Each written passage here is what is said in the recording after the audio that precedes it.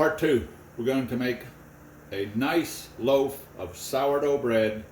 It's simple, it's easy. You're going to want to have a gram scale. Everything I do is in grams. Absolute must, a well-dented porcelain bowl. All right, my bowl is on the scale. I will zero my scale out. It's now at 0. The first thing, I'm going to take my sourdough starter. I'm going to add 125 grams of my sourdough starter. All right, I'm going to zero out my scale. I use plain old kosher salt. You can use between 15 and 20 grams of salt. But I like 18 grams of salt. I think it gives it a nice flavor without being overpowering. I'm going to zero out my scale. Don't use warm water. Just use tap water, room temperature. I'm going to add 340 grams of water. Now stir around your salt and your water and your sourdough starter. Back on the scale.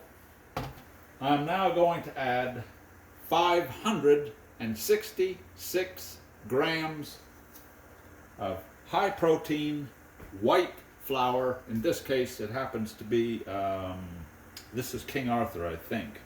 All right, we have everything added to make a loaf of the sourdough bread. Take your spoon and start incorporating the flour into the liquid part of the mixture. Now, some of you at home might be tempted, ooh, I better add a little bit more water to that. Do not do it.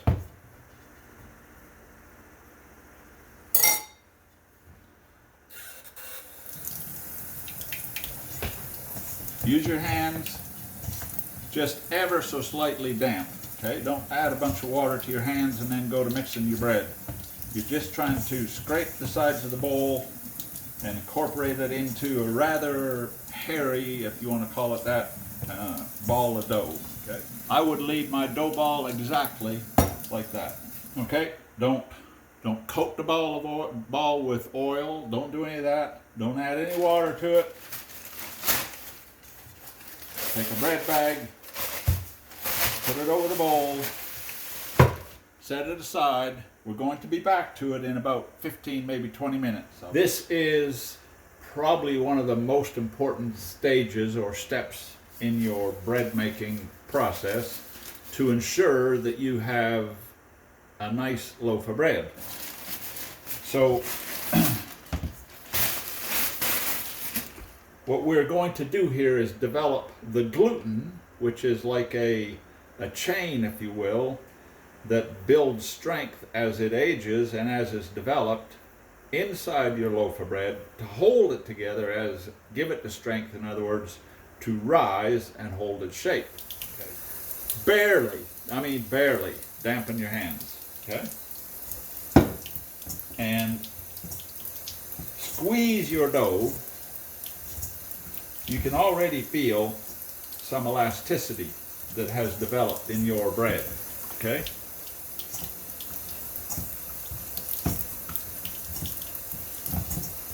This is not really kneading, like my mother, when she made bread, used to roll it and roll it and roll it on a kitchen counter. This is not that. We're not very physical with this bread at all. We're simply lifting it and stretching it, folding it, lifting it, stretching it, folding it. I'm going to do it 5-6 times over the course of half an hour, 20 minutes between each one.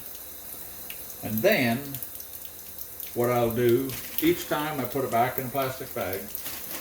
When I'm done, after, say we'll just do it 6 times, I will put it in the bag, I will set it against the back of the cupboard, and I'll just leave it there overnight. Second time around, mixing our dough up, stretching it more or less. You can see it's starting to get real elasticy.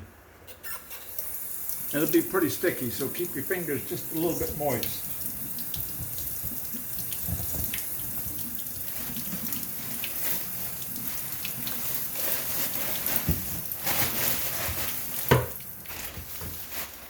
Round 3, we'll dampen our fingers a little bit.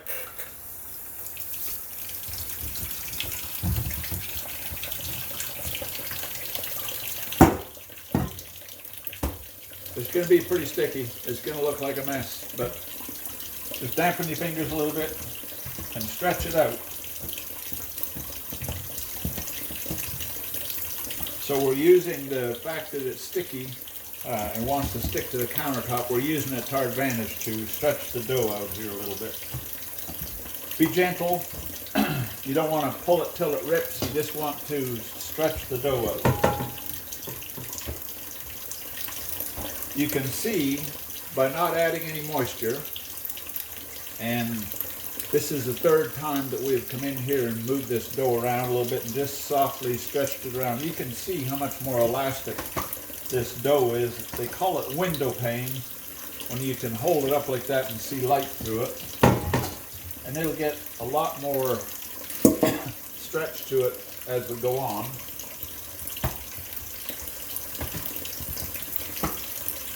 So we'll just take it, fold it over.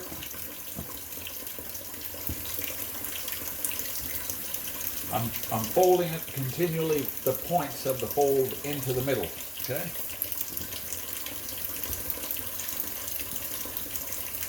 Pinch it together, roll it over.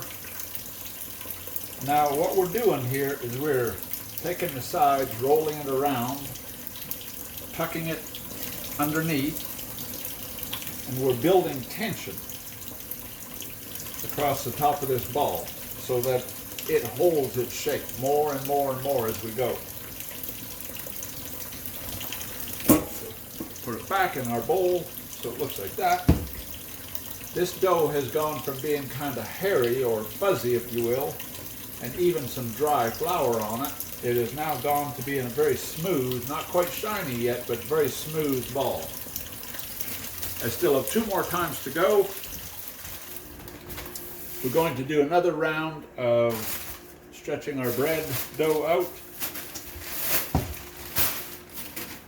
Now, one of the things you're going to see is these great big air bubbles that are on the surface of your dough, okay? And that's a good thing. It's what you want to see. So the folding, when we're doing all that folding, what we're doing is we're actually capturing air inside the dough.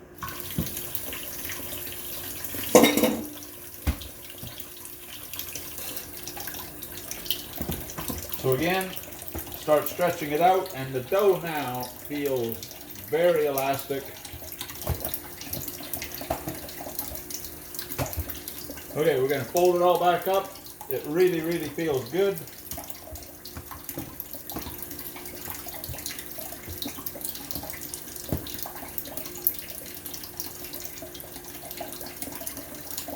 It is super smooth now.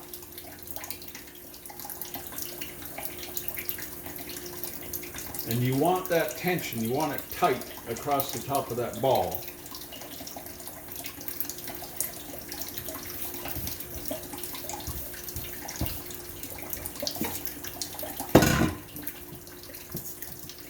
Hold it up close here, you can see on the top of there, you can see air bubbles already forming or captured in the top of that dough ball.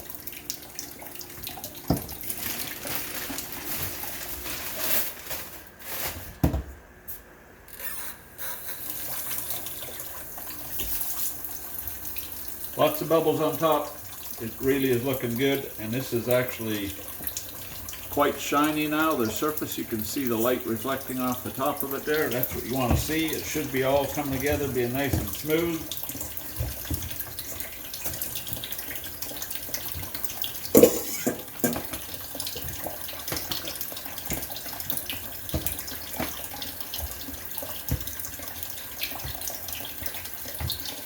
All right. Really like it when I start seeing all these air bubbles show up, like here and here.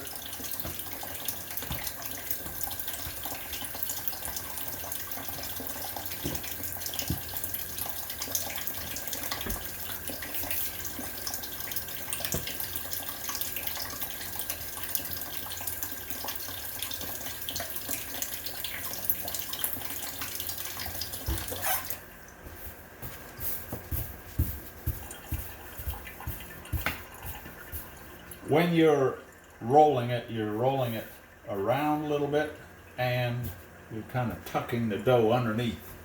There should be lots of tension on the top of your dough ball. You're going to put it back in the bowl, back in the bag. I'm just going to leave it there, and we'll be back in the morning. Good morning. So it's had a chance to sit and rise overnight.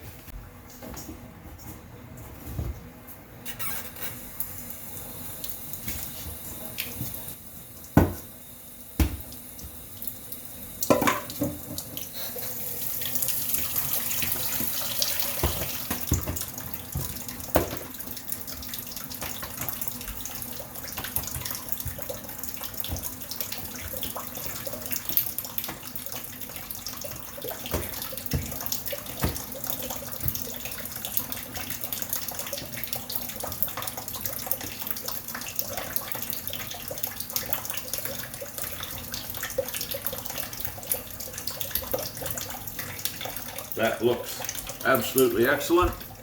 I have what we call a banneton. You can buy them online, they're easy to find. You don't have to have one of these to raise your bread, but it's what I have.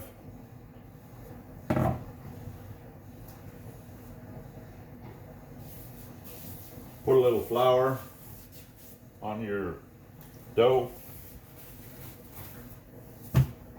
Put it in your banneton upside down. Put it back in the bag. And I will be back in, I don't know, 3-4 hours. We'll see how it's doing.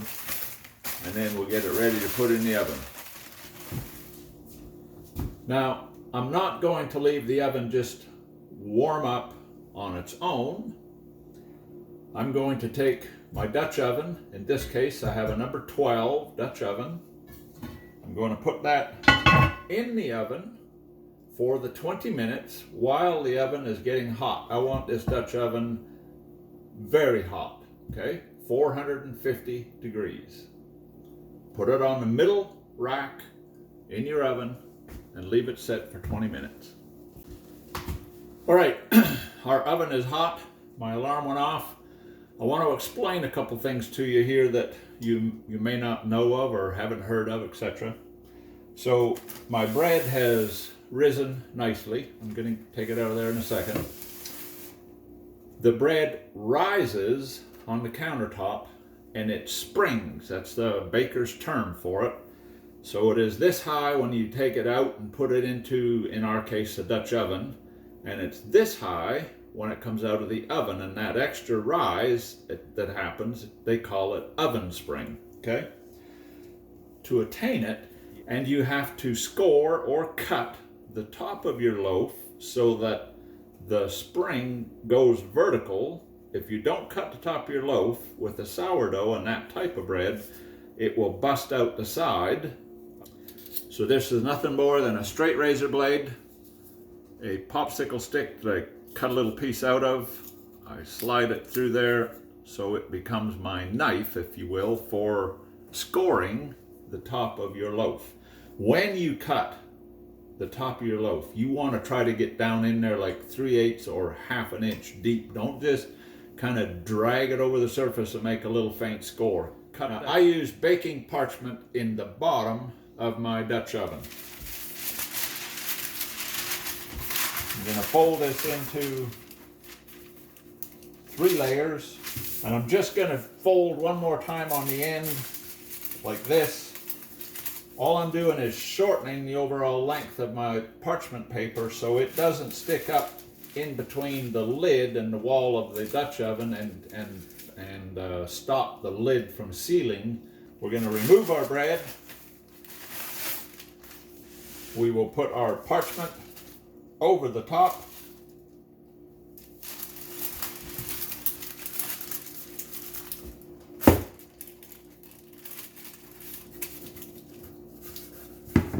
Our bread is now ready to cut.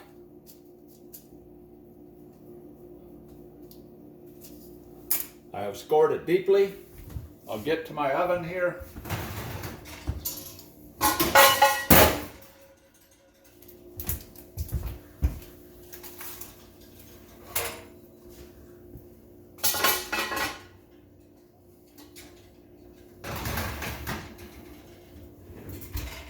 So we have our bread now in the oven.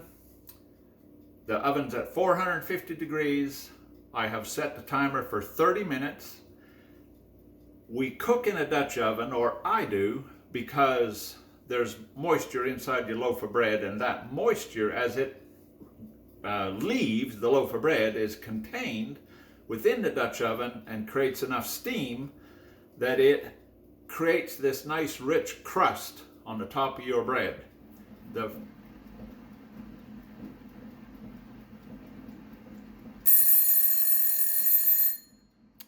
All right, you heard it. It's time for the big reveal. I'm going to turn the oven down to 350 degrees. Let me grab a pot holder here. I'll give you a first-hand look. Be careful, that sucker is hot.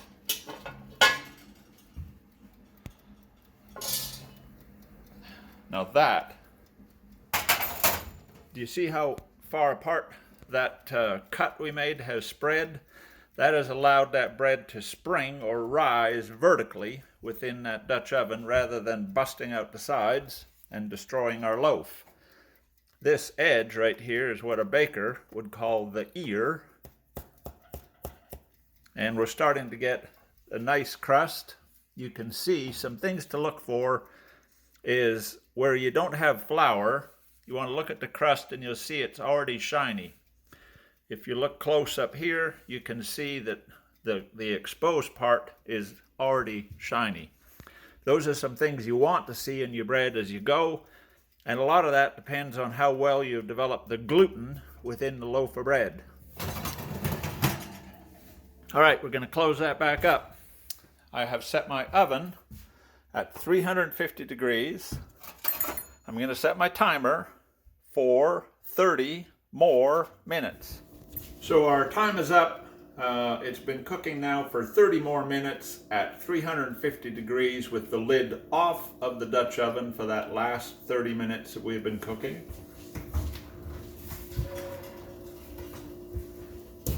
You can see it has a beautifully caramelized, nice brown crust. It has a nice crust on it. The brown parts are actually shiny, if I could get it in the right light to show you. Now something I do is I flip my bread over. I take a standard old thermometer, stick it in there, and I want to make sure that the internal temperature of my bread hits 200 degrees, so I know it's cooked all the way through, okay? Put it on a rack, let it cool for at least 20 minutes before you cut it, because it is still actually cooking. It's actually sat for probably an hour and a half.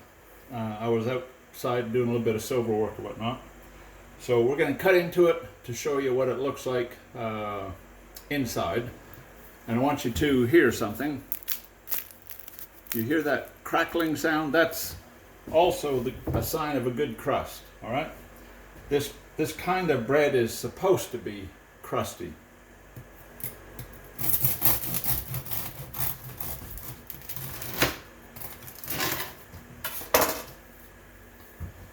Okay, you see all those air holes in there? That is what you want the inside of your bread to look like, okay? Excellent flavor, easy to make.